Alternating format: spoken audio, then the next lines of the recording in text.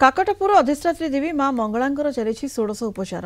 आज संक्रांति रे अंबिका बेशरे मां दर्शन देउछंती। विभिन्न स्वर्ण अलंकार परिधान करने सह पद्म फूल माल विभूषित होइछंती। आज रीतिनीति कौन रही से संपर्क में अधिक सूचना देउछंती आम काकटपुर रिपोर्टर लोकनाथ स्वाई। शारदीय पार्वण पूजार आज हेउची चतुर्थ दिन। आज दिन में तिथि रही एकादशी रही बेले संक्रांति आज रही। तेणु एथिपाई मां मंगला मंदिर रे स्वतंत्र रीतिनीति पूजा आरंभ होई। आज एकादशी आ संक्रांति सहित चतुर्थ दिन पार्वण नीति कौन रही आम सहित षोडश उपचार पूजा पंडा जोड़ी होती सहित सीधा सड़क कथा नना कौन कहे। आज जेहेतु पार्वण पूजा सहित दुईटी तिथि रही तेणु माँ को स्वतंत्र पूजा अर्चना आज कौन रही।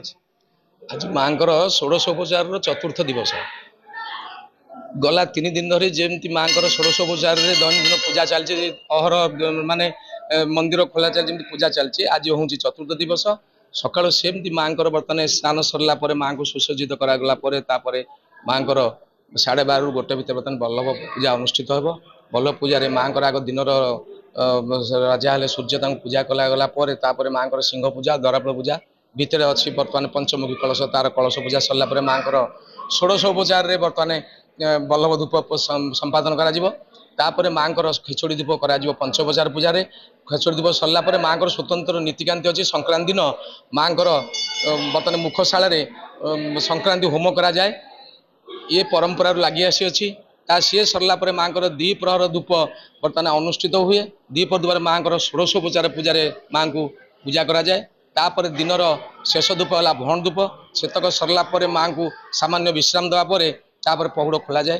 पहुड़ खोला सरला माँ मुख प्रक्षालन कर माँ संध्या आरती धूप करा जाए। संध्या आरती सरला राति 12:30 गोटे भितर बर्तमान माँ भागवत पठ एवं तापर माँ अन्न धूप अनुष्ठित हुए। सी षोडशोपचार पूजा करा जाए।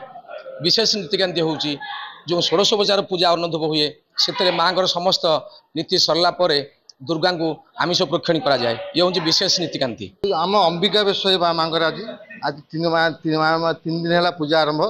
माँ अंबिका बेश ये सर्वसाधारण भी शानदार सुंदर बेश। माँ एत कमनीय मूर्ति एत अश्वभ्य मूर्ति देखले भी तुम आत्ममुक्त हो। ये मंगलमयी सर्वमंगल कर मंगला सर्वशक्तिर आधार ये जे जगन्नाथ तैयारी कर केवल पावरफुल लोक तो आपको आप जी नतमस्तक हो जे मथा मारिक आपत्ति कर सब कार्य संपूर्ण हो। बालिकुदा बालसाई माँ को बहुत भल दर्शन कर आज भी मंदिर फांका अच्छे। माँ पाखे तो सब दुख दूर माँ भी आशा पूरण कर माँ कृपा भल अच्छे। तेणु आज दिन में माँ अंबिका बेश दर्शन दौरान मुख चंदन बेश होती माँ स्वर्ण अलंकार आभूषण होती। तेणु आज चतुर्थ दिन पूजार माँ को स्वतंत्र रीतिनीति पूजा अर्चना करा जाउछि। काकटपुर मंगला मंदिर परिसर लोकनाथ स्वाई कलिंग टीवी।